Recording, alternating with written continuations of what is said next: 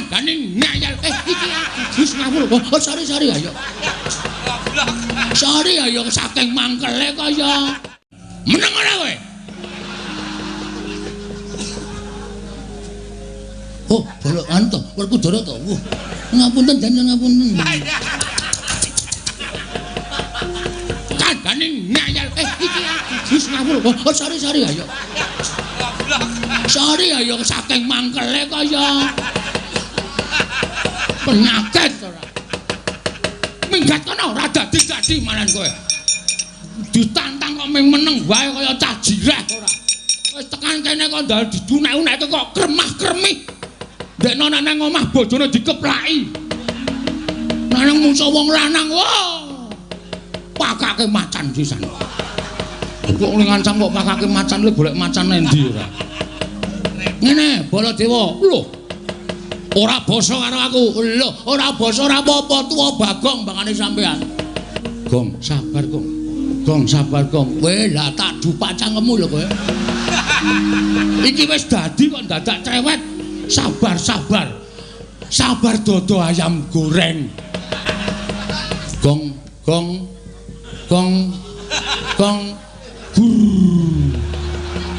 tamut ndasmu lho Tru iki aku wis nesu tenan kowe ora nesu ya bapak dunekke wong gedibal 17 nek ade sing dunekke kowe ora masalah haromae bapak ki metu saka omah jegoke kirik-kirike tak bleh kok rumangsane kok dunek-unekke karo Baladewa Mas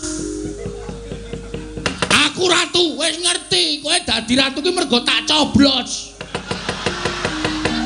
nek kowe ora tak coblos kowe ora dadi ratu kowe mara ning nggon aku gong aku tulungono aku kurang swara 14 ora kelingan ora sok kene tak nehi cakruk nyatane ndi sprene tok bangun wae ora kaya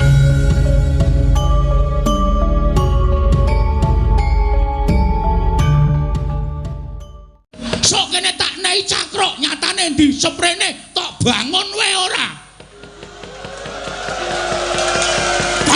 kok ratu ngelingono Mas sampeyan iso dadi nganggo sandangan teng glebyan ngono kuwi mergo kawula cilik ngene iki ngono tuwa aku karo sampeyan mula aku ora basa karo sampeyan ki ora masalah apa to sababe kula basane karo sampeyan mergo sampeyan kuwi ratu nek sampeyan iku padha-padha menungsane kaya Bagong derajate padha kowe sing kudune basa karo aku Gong sabar Gong kowe lah tak dupak cangkemmu lho kowe iki wis dadi kok dadak cerewet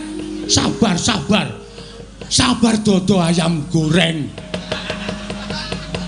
ngomong antil tenan kowe lho yen ngono kowe wani karo aku lho biyen wani saiki wani aku ratu wis ngerti kowe dadi ratu ki mergo tak coblos nek kowe ora tak coblos kowe ora dadi ratu kowe mara ning nggon aku gong aku tulungono aku kurang swara 14 ora kelingan ora sok kene tak nehi cakruk nyatane ndi sprene tok bangun wae ora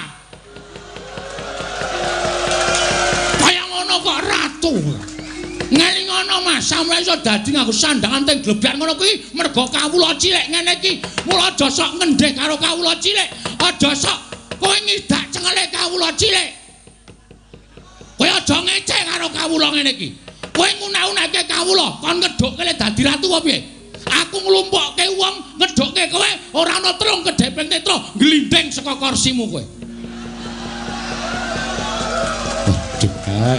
aku malah tratapan Gong aja ngono kuwi le Gong wong kandhane ngayal iki Gus ngawur sari-sari ayo sari ayo saking mangkele kaya penyakit ora kowe bali non kowe bali kula bali purun ning bareng karo Pandhawa 5 mundi Pustaka Jamus miang jimat kelima sada nek ora bareng karo Pustaka Jamus kelima sada karo Pandhawa Taunana Windanana Bagong ndak akan mungkin pulang ke rumah kagak nesu omongane campur bawur ora bakal bali lho yen ngene kowe wani karo Baladewa lho kula niku mboten ajeng wani karo sampean Sampeyan niku Nalendra, wajibe kula ajeni. Ning nuwun sewu nggih Mas. Teng tanah Jawa niku wis ditulis karo para pinter, ditulis karo para pinisepuh, diserat karo para kiai, diserat karo ulah agama. Nek kowe kepengin diajeni ngajenono. Nek kowe kepengin disembah nyembah, nek kowe kepengin di tata kramani ya tata krama karo sak pepadane. Ning nuwun sewu, sampean wau ngajeni kula napa? Sampeyan mau tata krama kalih kula napa? Monggo nek didelok umure tuwa Bagong, sampeyan ngunekke kula gedhi bal 17 wong elek nyelok mripat mung kere. Mas, sandangan iku sesuk ora diukur karo sing gawe urip. Bondo donya sampeyan iku sesuk ora diukur karo sing gawe urip, sing diukur mung kelakuan sing apik. Derajat pangkat ki ora dadi ukuran ning ngarepe sing Maha Kuwasa. Ngono dipeng-pengke ora. Sing dadi ukuran kuwi kelakuan apik. Arep Bagong rupane kaya ngene, mung nganggo sarung, mung nganggo kathok suwek. Sampeyan nganggo busana keprabon ning iso sesuk waktu di sana sampeyan tak nggo ancek-ancek mlebu swarga. Sampeyan sing tak ndelepke ning neraka. Mergo sampeyan duwe derajat pangkat dienggo ngendak wong sing ora duwe kaya ngene iki. Penyak, manusia macam apa kamu? Manusia macam-macam ya. Koko Prabu sampun mangke mindak mboten kan Gusti aku ora trima iki ning karepe piyayake aku diundang-undang karo Bagong malah diundhomono karo Bagong. Kowe saiki bali kono karo bapakmu. Bapakmu ki wong kere, bapakmu ki gedhi bal 17. Wong bapakmu ki wong elek nyolok mripat. Bapakmu ki meng batur arep bangun kayangan ki sing guragat apa? Bapakmu wong ora gablek apa-apa. Kon ngilo karo gitoke, kon ngilo karo cengele Semar. Duwe gegayan bangun kayangan, cebol kaya wulan wutong ngitung lintang tangi kelakone jebak wurunge. Sampeyan saya gawe mangkelku lho iki.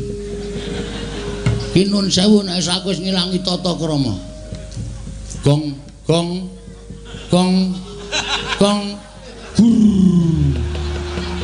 Tak mut ndasmu lho, Tru. Iki aku wis nesu tenan. Kowe ora nesu ya bapak dunakke wong gedhi bal 17. Nek ade sing dunakke wae ora masalah. Haromae. Bapak ki metu saka omah jegoke kirik-kirike tak bleh kok. Rumangsane kok dunak-unak karo Baladewa. Mas. Sampeyan wis kebangetan ngunekke bapakku. Nek sampeyan ngunekke aku ora masalah. Nek bapak anane Bagong urip ning alam Padang ki bapak gojek karo simbok. Nek gojek kebablasan bapak telat. Anjendel ning jero dadi Bagong. Mula nek nganti kowe ngecek karo bapak, siji ngecek karo bapak, loro ngecek karo simbokku. Wow. Tatae nyawa bol. Lho. Bol sapa? Jenengmu sapa? Baladewa Dundang. Bol kok ora gelem. Kaya sing apik Gong bol-bol ki jijiki ora. Ya men sisan saling ngunake bapakku ora. Yen ngono kowe wani karo Baladewa, sing tak wedeni apamu? Walah dalah ayo. Menyang endi? Bapakne moneter Gading Dayan. Manut metu jaba. Lho wis kan biyen tak tokke jaba. Nek tak tokke jero anakku akeh banget. Kasaru geger jaba, pihak ngarsa tangeping kuwi kok sebarebonamu. Apa to kang dadi darunane? Ora ana macan rangke Gajah Medha saka Wandilan. Kejawi namung utusan saking Karang Kadempel nggih putra kinasih Kelurahan Semar Badranaya. Kelurahan Petruk Kantong Bala ingkang anganti Kelurahan Bagong wantun minggah datulaya mancat Pancaniti. Hakarya hurek kang samya tumingal mangrong bareng para kawula kanca pihak ana daya minggir jaluk dalan menehi dalan to minggir ana daya ayo.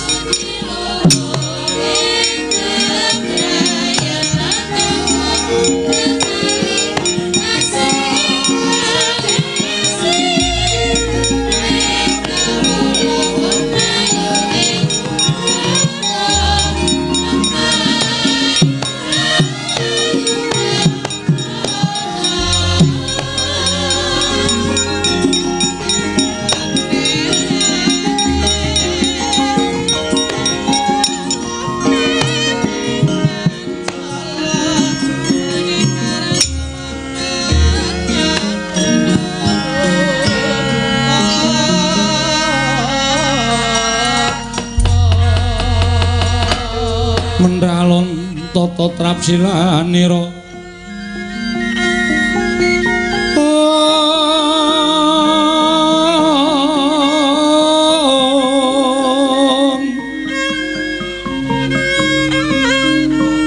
ngacomaken astanira kalih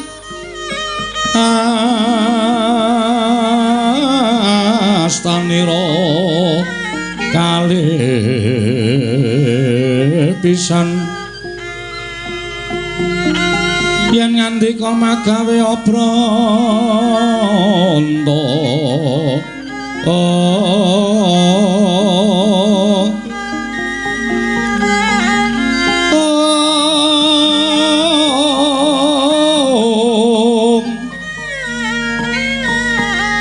yen ngandika magawe obranta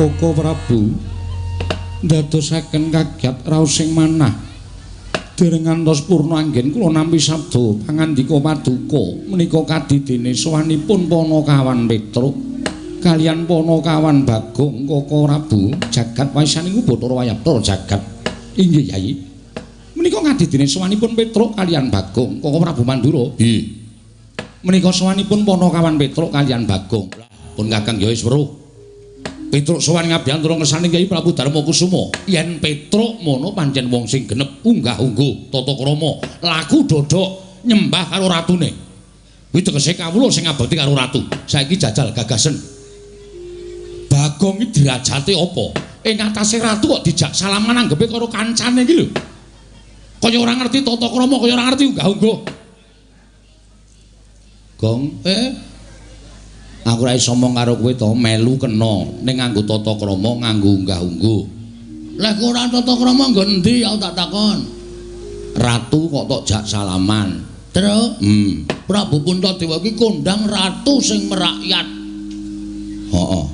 Dadi dhek ora bedak-bedake antaraning piyai luhur karo kawulane. Nyatane tak jak salaman ya ora duka ora nesu kok. Sinuwun, piye Bagong? Sampeyan gerah penggalih. Ora Bagong kuwi do dirungokke wong cetha ora nesu kok kono sing ratu liyane kok malah geger iki ngopo lho aku ki ora geger aku nyandani kowe unggah-ungguh tata krama sing jeneng salaman niku ya unggah-ungguh tata krama kejaba nek emoh salaman niku tegese ora nggo unggah-ungguh ora nggo tata krama ning kowe iki kawula kowe kudune nyembah karo ratu kula wis ngerti rasa dikandhani wis Koko Prabu sampun Koko Prabu sampun mangke malah geger lho. Lho rumahsaku aku ki ratu kok diwangsuli Bagong. Lah mbok aku kawula ora entuk wangsulan ki terus apa gunane dinahi cangkem? Gong, aku moh nek ngono kuwi. Kowe melu aku iki ngreksa aku lho, Gong. Kowe kudu ngerti tata krama. Aku diwarahi kok karo ratu kudu nyembah. Sing tak ora tak sembah ora lara atine kok. Sing ora tak sembah do geger ki ngopo? Lho lah iya ning tata kramane ngono. Wis ta, kowe meneng. Lho, kok malah ngelukke aku meneng? Kowe iki melu aku Ha iya. Lah kok malah ngelekke aku? Petruk, dalem wis ta. Kowe iki wigatine apa matura? Iki nak geger kabeh. Kok Prabu Mandura padu karo Bagong, kowe padu karo Bagong ora rampung-rampung. Mau kok ya tok jak. Wong bocahe melu kok nggih. Kula ajeng lunga niku konangan Bagong, terus Bagong niku melu truk. Ah kula mboten iso suwala. Mongko ora nganggo sandal Bagong iki coba munggah ning kedaton iki keramike wae kaya ngene resike kok dinyak-nyak Bagong sikile ora nggo sandal kowe kok ora nggo sandal to Gong jebol ning dalane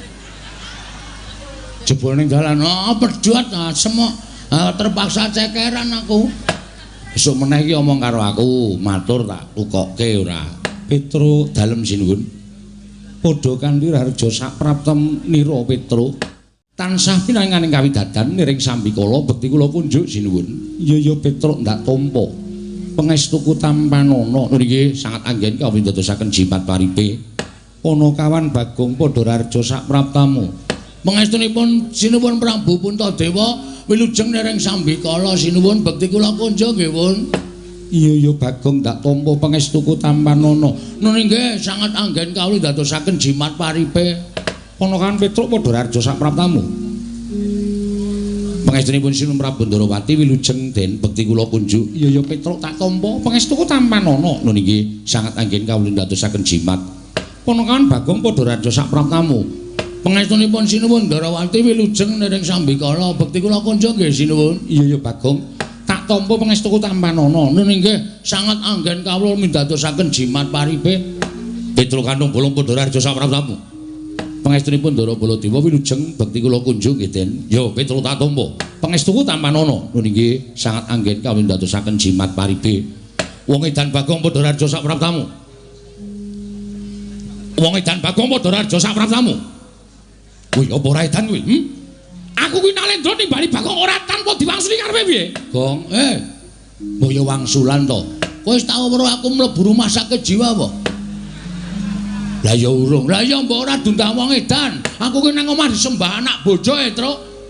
Nang omah dikajeni ro tangga tepare, nang kene dedan-edanke. Mbok wong ki ngajeni karo wong. Wong ki nek ora gelem dijiwit, aja sok jiwit. Wong ki nek ora gelem ditabok, aja sok nabok. Dumeh kono Nalendra aku meng kawula terus menang edan-edanke kawula ya ora entuk. Wah bener ngono kok. Kok Prabu menika ya lepat kok. Wong Bagong ora edan kok dedan-edanke. Wah, wangune lara ati tak unekke edan. Lara ati aku ndek perasaane. Lho. Ora basa karo aku. Ayo man kowe marahi terus kok. Ya wis. Wong bagus dhewe Bagong padha raja sapraptamu. Cah bagus dhewe Bagong padha raja sapraptamu. Lah iki aku ngunekke edan tak diwangsuli ngunekke bagus tak diwangsuli karepe piye? Ah, Gong. Kowe engko tak ajar dhewe lho Gong kowe engko.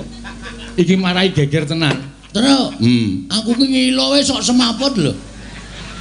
Kok dunekke bagus dhewe. Nek carane wong Jawa kuwi ngelulu. Wong ngelulu ki ngungkuli wong ngece larane.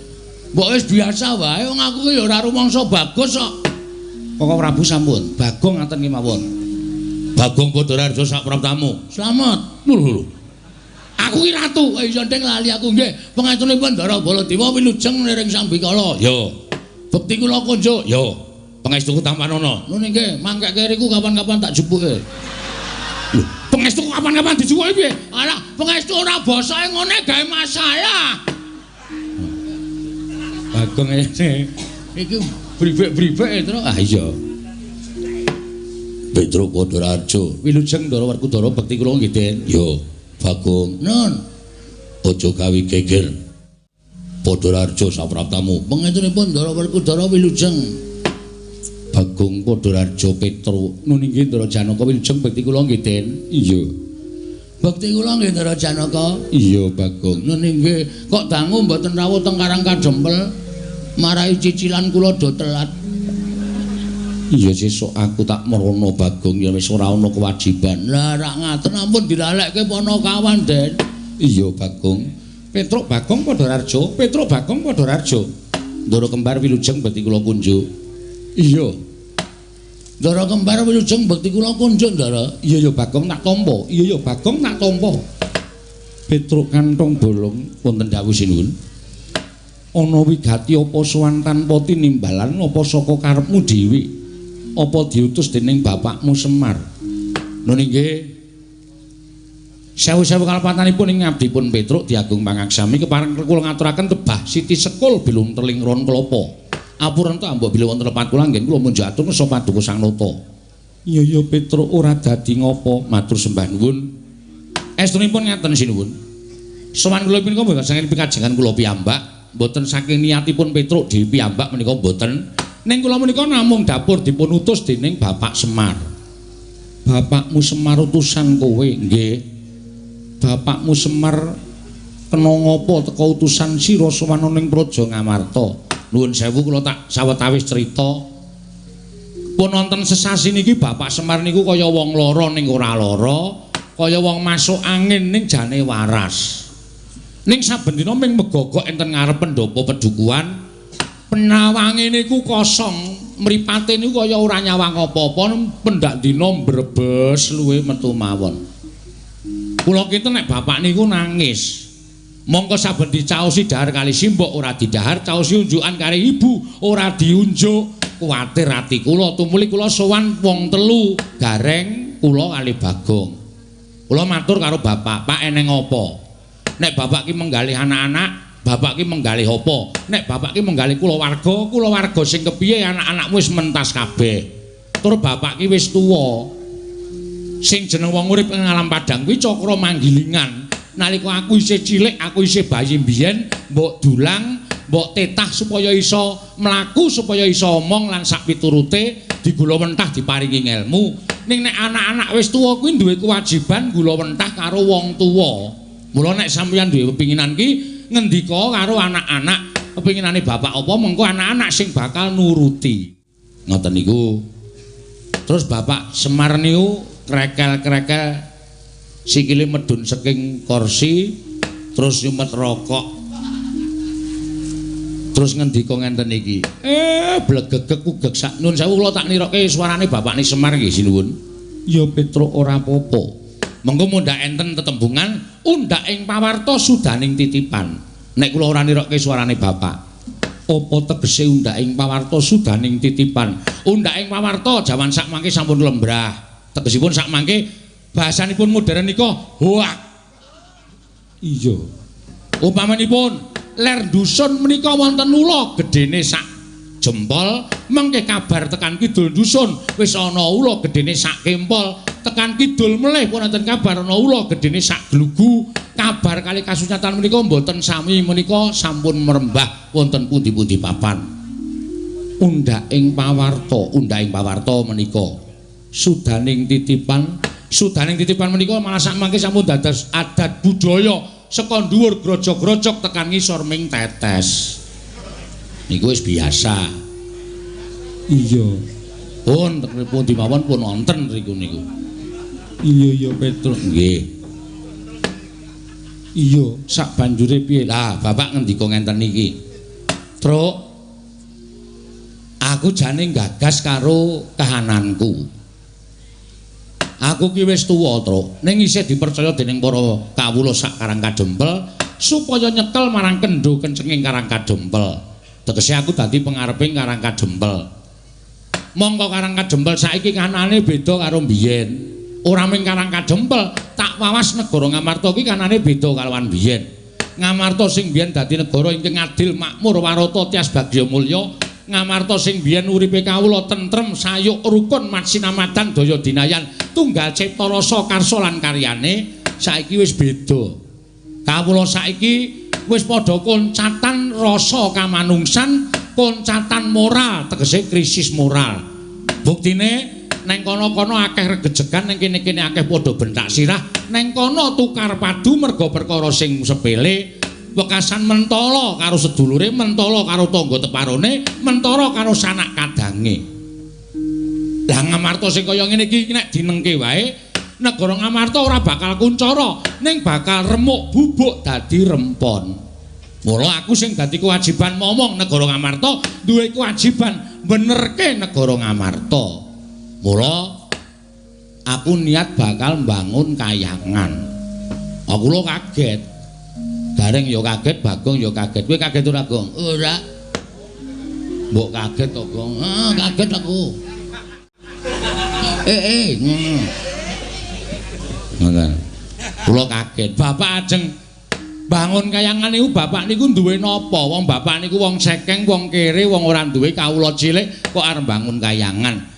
Kula ajeng matur ngonten Bapak wis ndhisiki sik, kowe aja ngira aku arep bangun kayangan iki papan sing magrong-magrong dumadi saka Cak Mas Jamrut Hergeni kuwi ora. Ning aku pengen bangun kayangan iki pengen bangun morale para kawula supaya uripe pindhane eneng kayangan. Kayangan iki kebak kanikmatan, kayangan iki kebak katentreman, kayangan iki kebak kabungan, ora ana rasa regejegan, ora ana rasa padha memungsuhan. Ora ana wong sikut-sikutan, ora ana wong plirik-plirikan.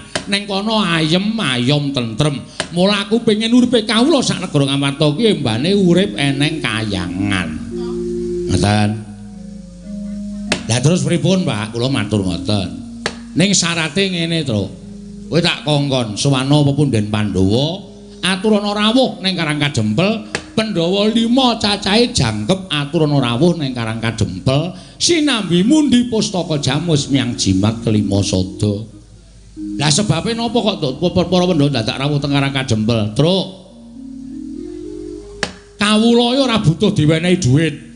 Kawula ora butuh digaweke papan sing magrong-magrong. Ning kawula ki butuh dicejaki rasane. Kawula ki butuh digatekke.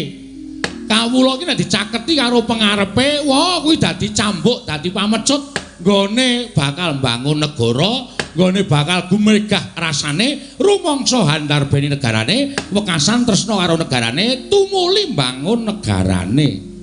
Niku ngoten. Dadi para Pandhawa menika tedhak wonten Karang Kadempel menika supados nyaketi sangganing para kawula. Mboten wonten namung ingkang wonten Kutagara, ning mapan wonten ing Parden, mapan wonten Karang Pradesan sedaya dipun caketi, dipun elus manahipun para kawula saengga pitados kaliyan pangarepipun bilih pangarepipun menika mboten supe dhateng para kawula. Mila sawan rangsanipun Sumrabu Darma Kusuma menika ingkang sepisan kula dipun utus dening Bapak Semar supados samboyong dhateng jengandika sinuwun sak kadang-kadheyan rawuh wonten ing Karang Kadempel sak mangke sinambi mundi pustaka jamus miyang jimat lima sada cekap semanten atur kula akhir kata wassalamualaikum warahmatullahi wabarakatuh. Wis selak garik cangkemku omong terus ora ana. Dados niki Semir ora ngawur, Semir ki lurahe kene. Semar aku iki melu-melu kowe gong ngerangan. Iki bengi iki aja nyebut Semir. Semir ki undangane cilik-cilikane lurahe kene. Oh. Niku ajeng bangun kayangan syukur bage. Bapak niku diteruske le dadi pangareping para kawula mboten namung sak gedhagan menika. Mergi Karang Kadempel diasta dening Bapak Semar menika nyatane ya apik, kemajane wangunane ya apik, tur dipercaya dening para warga masyarakat. Ngoten, mboten sagun ganti sak mangke Bapak ugi kawisuda menika dados pangareping para kawula ing periode selanjutnya. Ngono to, Go? Ngoten mawon. Bangane ganti durung karuan dingerteni kepinterane, bangane ganti durung karuan dingerteni kaya ngapa kridane minangka dadi pangareping masyarakat, padha karo milih kucing dalam karung. Lho.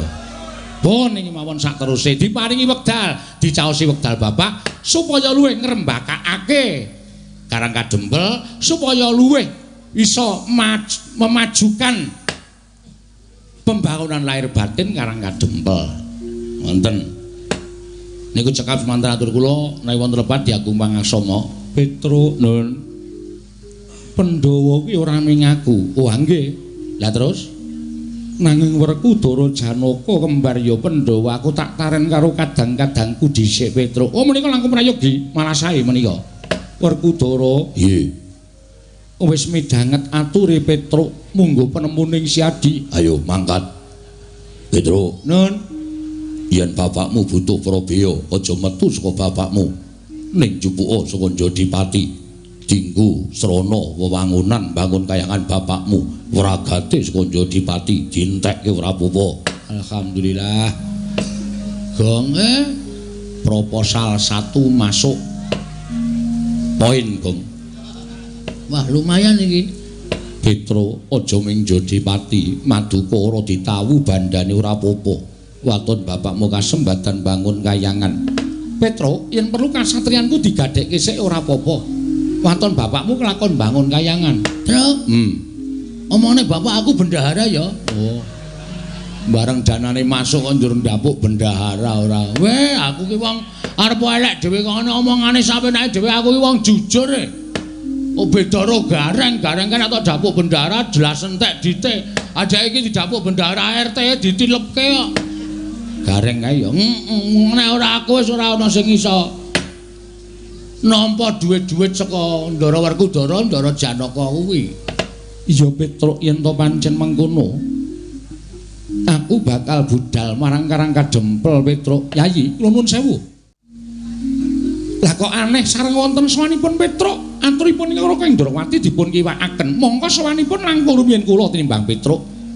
Lah kok malah samangke dipun tampi menika aturipun Petruk lajeng adilipun wonten pundi Yayi? Nun sewu sinuwun. Kok wonten pengendikan kados mekaten menika wonten perkawis? Iya Petruk, pripun? Sinuwun Ndarawati rawuh mrene. Nggih, terus panjenengan nyuwun ngampil pustaka Jamus Kelima Sada. Lho, kagem napa?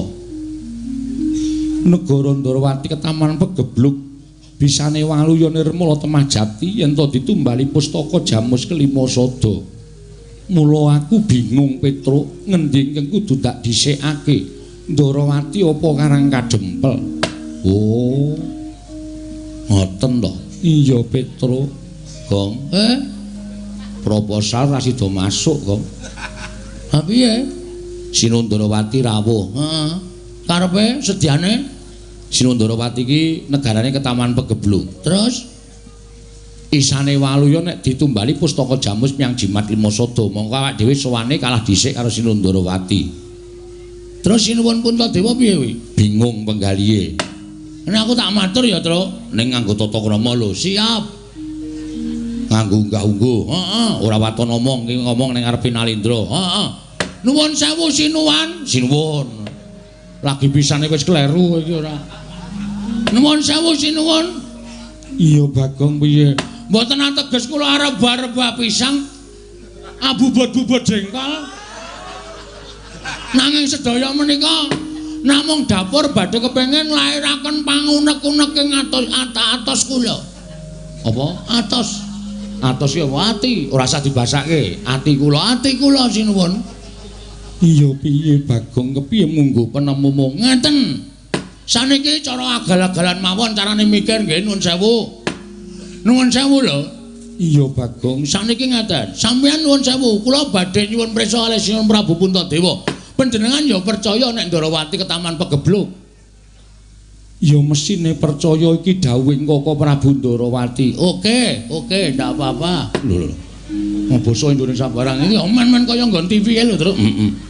Mboten apa-apa, percaya mboten apa-apa, niku hak panjenengan. Ning sadurunge sampeyan percaya, niku apike sedaya menika dipun gelar, dipun gulung, dipun teliti sampun ngantos tuna tembe wingkingipun. Kelire piye, Bagong? Ngeten Sinuwun. Sak jagat Rat Pramudita sing ngagem jeneng Sri Bathara menika nuwun sewu, sak ngertos kula namung kalih. Setunggal Sri Bathara Rama Wijaya, angka kalih Prabu Sri Bathara Kresna.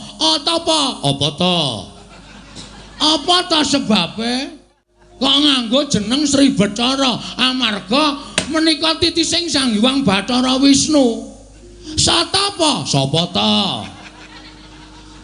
ta Bathara Wisnu? Niku dewa sing tukang nentremke jagat, dewa sing tukang ngandung kabagyan. Nuwun sewu lho, saniki dipikir ngeten mawon, carane wong lumrah mikir. Negara Wirata niku ratune sing dadi ratu biasa. Ngastina niku ratune Prabu Duryudana, niku ratu jahat, ratu angkara murka. Monggo dewa ndawahaken pegebluk niku mesti di tempat-tempat sing wonge wis ora iso. Napa niku? Wah, mudhar ora kowe. Wonge wis ora iso eling, tegese wis ora iso manembah karo kersaning Gusti, dijak insaf ora gelem, anane mung tumindak sak kepenake dhewe. Niku Gusti mesti paling welak ing Jawata. Lah upama Gusti niku paring pegebluk, niku mesti teng negara Ngastina. Ra mungkin Gusti paring pegebluk kok tenggene negara sing dilenggahi ratu sing titis dewa. Lho niku ra wis ganjil to? Nggih to? Satu.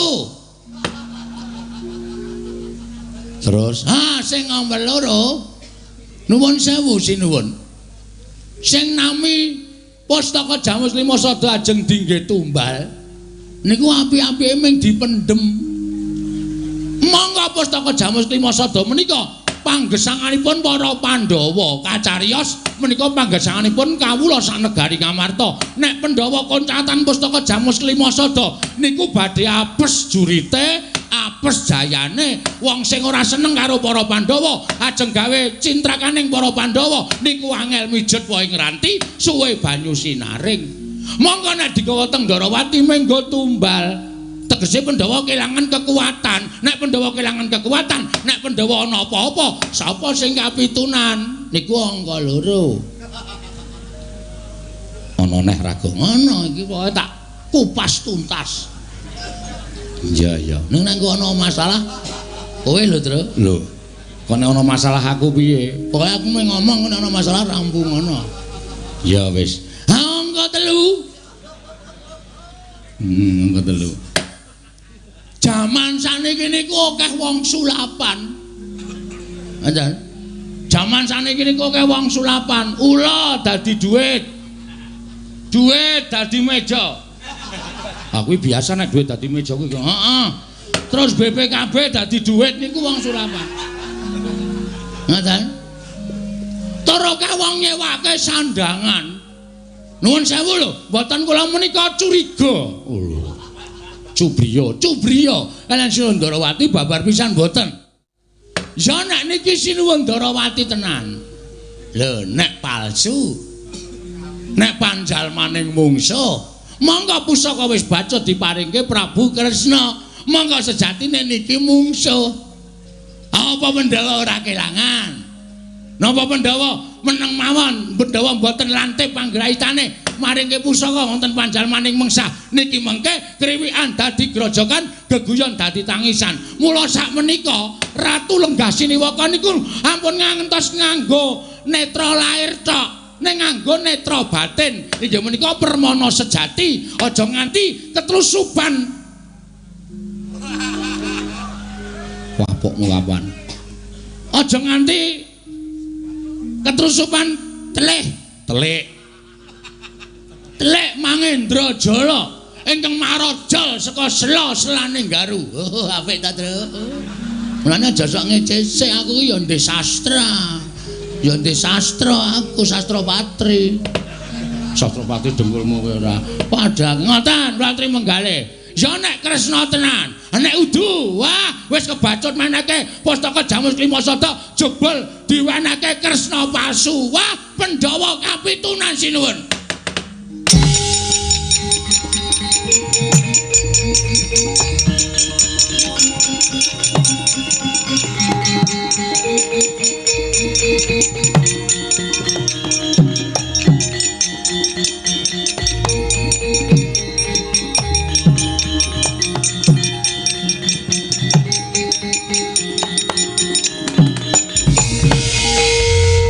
Maning jajalanan sukertaning bawana iblis lanat. Petro Kanombala. Ngandera, kowe iki senengane gawe masalah kok. Dinaes ngene iki piye? Aku mung ngomong kok. Nek ana sing nesu ya tandang ngono. Kamu jenenge kurang tanggung jawab. Wis gawe wangsuli. Petro Kanombala kowe timbali nata mandura Prabu Baladewa ora wangsulan. Nggih, wonten dawuh sinuwun. Wonten dawuh. Kowe ngerti ora? Kyai Prabu Kresna kuwi sapa? Sinuwundarawati nggih Sinuwundarawati. Kuwi apaku? Lho adimu. Rai sampean. Lah kok dadi adimu Bagong dilangap-langap ucape nyerwete kaya bedet Sewundapa Tegalan. Drewi kaya grojokan ucape. Endah-endah yen batur gedibal 17. Wong elek nyolok mripat. Mongkere mula ucape ora nganggo dipetung. Apa ucape iki nglarani marang penggali Kyai Prabu Ndarawati apa ora? Kuwi kudune Bagong ngerti. Wong gerang tuwa dadak ditunungke. Dadi kula lho, Bagong lho. Muni piye kuwi, Tru? Muni piye kuwi? Kowe dunekke wong tuwa dadak didunungke. Terus kowe ora wangsulan. Sing dunek-unekke dudu aku kok. Aku apamu? Kowe adikku. Kudune kowe mbelani aku, kowe goblok kowe iki. Wis dibelani kaya ngene kok adine dunek-unekke meneng wae. Sing tau nekke Sinuwundarawati. Nek kakangne tenan ki kaya ngono kuwi lho, Prabu Baladewa. Adine dunekke Baladewane nesu. Aku dunekke wong kere, wong gedibal, wong tuwa dadak didunungke. Kowe kakangku asli kok meneng wae iki, kakang model piye kowe? Wis ngerti aku ora melu mau truk. Iya tak bilani aja kuwatir, tak bilani ning kok sikik. Ki golek momen sing supaya aku iso nesu. Aku wis dunake ngono ora nesu. Goblok banget ya. Petro, nun. Aku ora trima. Tantrimanipun Sun Mandura keparingipun Bagong wis wani karo Yai Prabu Ndrawati, padha karo Bagong wani karo Nata Mandura Prabu Werdewa. Aku ora nrimake yen Bagong isih ana kene. Tetep aku ora bakal trima. Bagong kudu njaluk ngapura karo Yai Prabu Kresna. Gong kowe njaluk ngapura karo Sinum Prabu Ndrawati. Lho, sing kauna-unake meneng wae kok kono geger ki ngopo? Hah? Aku ora nguna-unake kono kok. Ning aku kakangne Yai Prabu Ndrawati wis ngerti. Kene minggat kono ora dadi-dadi malan kowe. Ditantang kok ming meneng wae kaya cah jireh ora. Wis tekan kene kok ndal didunek-uneke kok kremah-kremih. Dekno nang omah bojone dikeplaki. Nang musuh wong lanang, wah. Pakake macan sisan. Kok ning ngancam kok pakake macan le golek macan endi ora. Ngene, Baladewa. Lho. Ora basa karo aku. Lho, ora basa ora apa-apa tuwa Bagong bangane sampean. Ngono? Tuwa aku karo sampean, mula aku ora basa karo sampean ki ora masalah. Apa to sababe kula mbasani karo sampean? Mergo sampean kuwi ratu. Nek sampean iku padha-padha menungsane kaya Bagong, derajate padha. Kowe sing kudune basa karo aku. Gong, sabar, Gong. Gong, sabar, Gong. Kowe lah tak dupak cangkemmu lho kowe. Iki wis dadi kok dadak cewek. Sabar, sabar. Sabar dodo ayam goreng. Ngomong antil tenan kowe. Lho, yen ngono kowe wani karo aku. Lho, biyen wani saiki wani. Aku ratu, wis ngerti. Kowe dadi ratu ki mergo tak coblos. Nek kowe ora tak coblos kowe ora dadi ratu kowe. Kowe mara ning nggon aku, gok ngaku tulungono. Aku kurang swara 14. Ora, kelingan ora. Sok kene tak nehi cakruk, nyatane ndi seprene tok bangun wae ora. Kaya ngono kok ratu. Ngelingono Mas, sampeyan iso dadi nganggo sandangan teng glebyan ngono kuwi mergo kawula cilik ngene iki. Mula aja sok ngendheh karo kawula cilik.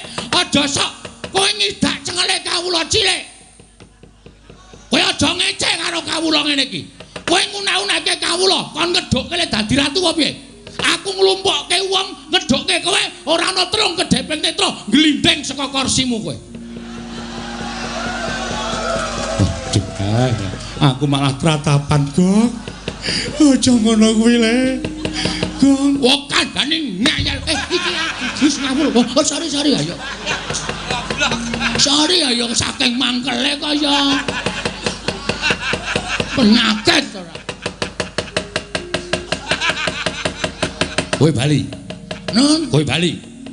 Kula bali purun ning bareng karo Pandhawa 5 mundi pustaka Jamus miang jimat kelima sada. Nek ora bareng karo pustaka Jamus kelima sada karo Pandhawa, oh. Taunana Windanana Bagong ndak akan mungkin pulang ke rumah. Kagak. Mesu kok omongane campur bawur. Ora bakal bali. Lho, yen ngene kowe wani karo Baladewa. Lho. Kula niku mboten ajeng wani karo sampean. Sampean niku nalendra, wajibe kula ajeni. Ning nuwun sewu nggih, Mas. Teng tanah Jawa niku wis ditulis karo para pinter, ditulis karo para pinisepuh, diserat karo para kiai, diserat karo ulah agama. Nek kowe kepengin diajeni ngajenono.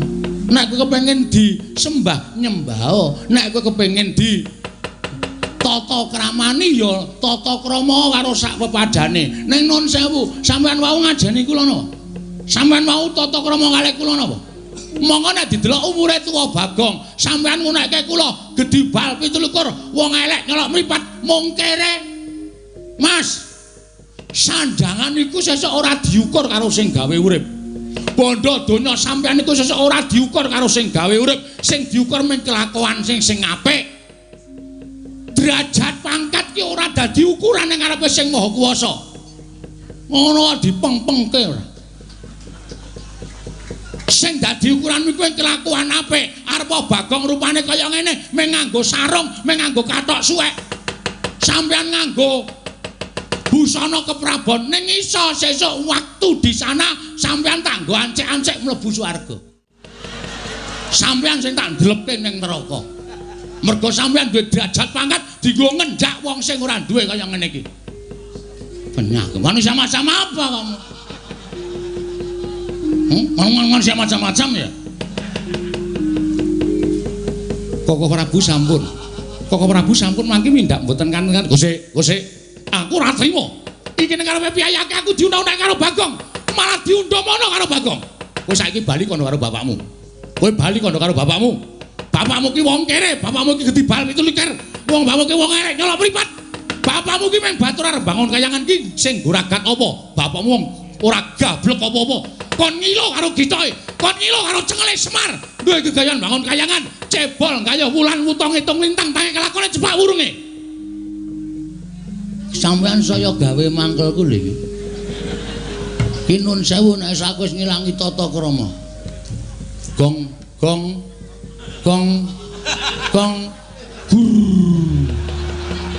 tamut ndasmu lho, Tru. Iki aku wis nesu tenan. Kowe ora nesu ya bapak dunekke wong gedhi bal 17. Nek ade sing dunekke wae ora masalah. Haromae. Bapak ki metu saka omah jegoke kirik-kirike tak bleh kok.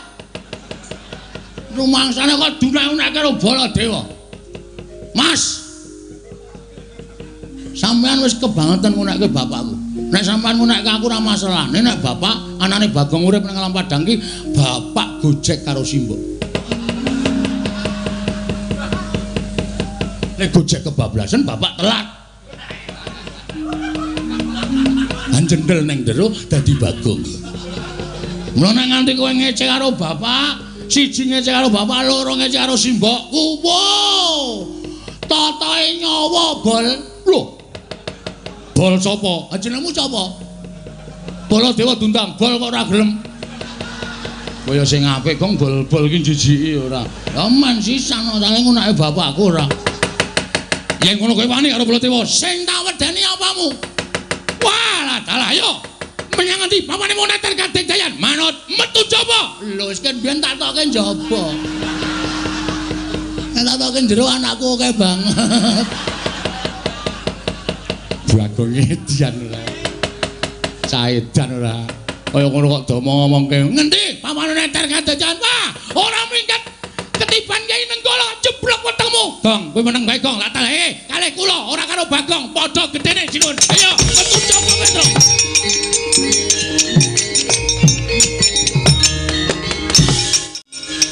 Wah, anu sare cacalan kertane bawa negara.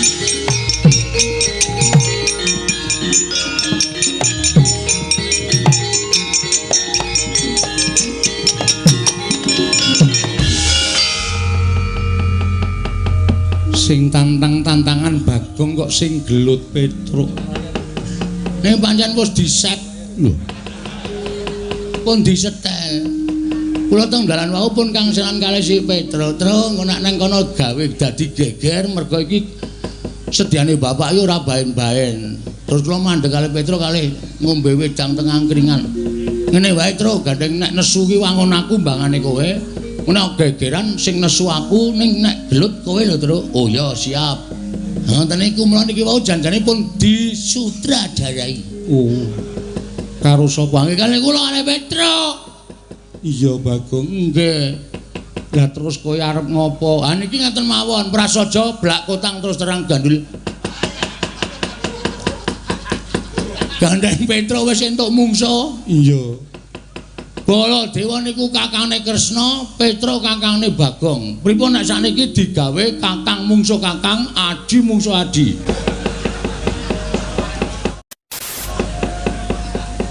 Kok kewanen kowe? Wis pun iki pun tak tekati mudhar mbok wis men wis. Mati kula wujuti ra apa-apa ning omah ya mung doyak-oyak mendring kowe kok. Esuk 2000, awan 2000. Sore 2000, entek-entekan tenan. Kon lho tinggale modar mawon. Lho yen kowe arep wis niat arep tekaning pati nantang Koko Prabu Kresna, apa kowe wani? Lho wani nantang ora wani temandange piye? Koko Prabu wonten dawuh dipun tantang Bagong. Kowe nantang aku kok? Anak kono wani? Lho nek aku mesti wani wong aku ratu kok ditantang ora wani iki tegese aku dudu ratu. Hah, nek ngono dadi iki. Iya dadi. Nek pancen wani madhep rene, aku ngungkurke ratu dosa kuwalat. Tak wenehi palilah, Yayi nyuwun palilah Bagong supados madhep mriki. Bagong madhep Omrana. Siap. gayeng iki. Baladewa mungsuh Petra, aku mungsuh Kresna. Ya mung kari tumbuk bejane sapa sing entuk kanugrahaning Gusti. Bengi iki nang kelurahan Hargamulya Kresna kalah karo Bagong. Wah, ngendini tak pasangi pamflet. Kresna KO ronde ketiga. Edan kowe. Ora edan serius iki. Wong arep gelut kok dadak guyu barang edan kowe. Ora dadi gelut nek carane ngono iki. Iya. Wani tenan karo aku sing tak wedeni apamu? Wah, Bagong kowe aja edan. Meneng ora kowe? Oh, bolok anto, Werkudara to. Wah, ngapunten jan ngapunten. Oh, edan karo bendarane. Niki ajeng gelut. Aja wani karo Kresna. Pun to, sampean meneng mawon. Werkudara meneng aja melu tak jajali Bagong. Semangkean temen. Amen. Ya semangkean. Lho, iku semangkean apa? Nyilih pustaka Jamus Klima Sada. Arep tak nggo tumbal. Ayo. Apa pancen negaramu ke Taman Pageblok apa piye? Lho, negaraku ke Taman Pageblok. Buktine apa? Buktine kena dibuktekake nang negara Ndarawati. Oke, ayo rono. Lho, aku lagi tekan kene sawetara. Kok dadak kembali? Aku kesel Bagong. Nah, iki ketone arep ngapusi. Ketone arep ngapusi. Wis ngene wae. Kowe karepmu piye? Ngene wae. Kowe karepmu piye? Lho. Nek kowe mau nantang karo aku tak ladeni piye? Oke, ora masalah. Aku ya ora wedi karo kowe. Iya. Ayo, nek pancen kowe duwe kadigdayan ketokno. Oh, aku ora tau duwe kadigdayan. Aku ki kadigdayanku mung buruk. Pokoke wani ngono wae. Aku duwe pusaka. Oh, enggak ora wedi aku. Tiban senjata cakra mati kowe. Wit. Kok nganggo cakra barang? Wong janjine ora nganggo pusaka kok. Lho, duwe pusaka ora digunakake iki kepiye? Tak tibani senjata cakra kowe mati. Kowe sadurunge nibake senjata cakra, kowe tak tubruk. Tak ingel-ingel tak tekak mati. Aku ora iso mati. Lho kok welane iki. Kok iso ora iso mati? Lho, aku duwe pusaka Sekar Wijaya Kesuma. Iki tak nggo cundhuk. Nek aku mati urip meneh. Wah, Nding. Wah, terus aku urip meneh kowe tak senjata cakra kowe mati terus tak uripke. Lho. Ya ora wong mungsuh kok duripke. Weh, ora nggo duripke barang to? Ora. Waduh cilaka mongko aku ki nek ora duripke ora urip. Tenan kuwi yakin. Ora iso urip dhewe.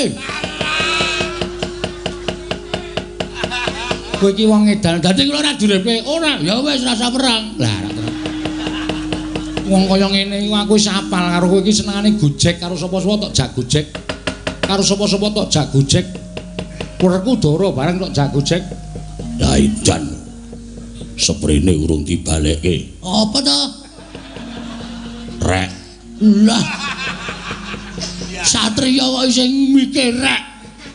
Wah. Nek alun-alun ketemu karo aku. Dheweke njilih rek aku. Rek gas. Tak silihi diaku ndeke. Wah, seprene disak. Wong mungsuh wong kaya ngene kok ya tok ulunge lho. Wah, mung rek gas durus. Watu kok sesuk ancar dikai gas kompor kae. Nggo nyumet rokok murup sak raine. Lah idak ndasmu kowe. Buan aku arep ngamuk. Lho. Bagong aja ngamuk nang kene. Kowe metu njaba wae Bagong. Nggih ngoten mawon nggih sinuwun. Kula tak nututi Petra nggih. Iya sing ati-ati. Nggih, sampun nyuwun pamit sing ati-ati. Sampun nggih sinuwun. Iya, kula nyuwun ngapunten. Ora apa-apa. Aku iki kulino gojek karo kowe nggih. Kula tak nututi Petra nggih. Iya sing ati-ati. Pun nggih, Den. Nggih. Wah nesu. Oh, seniman kok nesu. Ora kena nesu. Wah, ya ora. Nggih, nyuwun pamit nggih. Yo sing ati-ati. Nggih, nyuwun pamit. Yo. Oh nggih, Den. Iya sing ati-ati Bagong. Ndarana kula dhewe nyuwun pamit. Iya Bagong sing ati. Iya Bagong sing ati-ati. Yem aku njaluk pamit ya, Yem. Nggih, Mas, katos-atos. Heeh, wis saya lemu dilongi le memangan. Awake gajih cok ora. Wis ora ketok cantik. Nggih, Karang Tengkraton iku antene ming maem terus. Aja dienggo gerak awake ya. Nggih.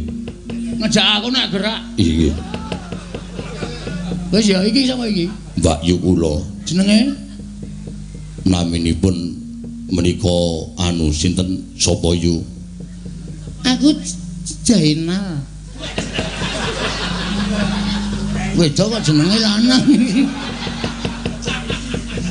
Nyemelangi iki.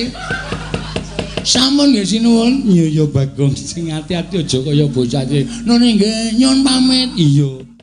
Sampun sinuwun. Iya ya Bagong sing ati-ati. Pun nggih, Den. Iya sing ati-ati.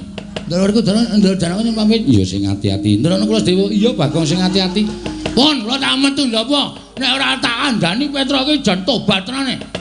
Niki mongko ndak malah kriwikan dadi grojokan geguyon dadi tak. Anu kula nyuwun pamit nggih sinuwun. Iya sing ati-ati aja kaya bocah. Nune nggih karang kula niku Petra iki nek wis nesu wonten nika. Iya, bingung antian kula niku. Mengke mesti wani karo Prabu Baladya mesti wani. Iya, Nggih. Pun nggih. iya Bagong sing ati-ati. Sampun, Ndara. Iya. Ndara Janaka pun nggih. Iya. Nah, Zainal pamit sik ya, Nah. Nggih atos-atos. Kawan-kawan anu pun duwe nomor WA. Gadah. Ya engko WA-mu dilebokke WA aku ya. Inggih ngestaken. Heeh, engko men iso WA-WA-anan. Inggih. Pun ngoten mawon nggih ndara-ndara sedayanipun. Iya, Pak. Iya, Pak. Iya, Pak. Iya, Pak. Kula nyuwun pamit madal paselan. Pareng. Iya sing ati-ati. Aja kaya bocah cilik. Nggih. Ana ora tak elekke nyemelangi tenan nek Petra niku. Ora jane kowe iki bola-bali arep ngopo? Wah, jan wis do ora tanggap. Wis pomat pamit kaya mesa dinengke wae. Mbok yo ngulungi pira 10 apa pira. Bocah edan njaluk dhuwit to. Jawa niku ngoten niku. Pomat pamit wirawiri niku men disangoni. Dene ora duwe perasaan ya kebangetan. Nalindra lenggah siniwaka ora ngesak dhuwit. Waduh. Sinondrawati, Aku ya ora nggawa. Aku ki nitik kreta mau tekan kene. walah. Ora duwe. Alah ru ngomong iki mau. Edan kulit-kulit banget ya. Kulit banget. Dara Sesuk neng Karang Kadempel tak paringi aja neng kene. Waduh semayani. Yang kowe nggo 15 ora? Sing wingi dereng diwangsulke. Alah lali aku ya ngapura ya. Karena aku kulino ya, aku paling kendel nek ora nyaur. Cah glereng padake. Pun ngaten mawon nyuwun pamit nggih. Iya sing Pun nggih. iya. Pun nggih. Iya. Ora ngono sak. Waduh, ngopo meneh? Dompet kula tiba. Lho, dompetmu tiba nggih. Dompet kula dawa kaya dompete cah enom niku lho. Lho, le ngesak nang ndi teng mburi? Tibane nang ndi? Ah mesti teng mriki teng mriki kok. Isine apa? Werna-werna. Sertifikat. BPKB, STNB. Kabeh tiba kabeh. Ana duwite ora? Ana cah cukup e. Pira? Manut. Lho.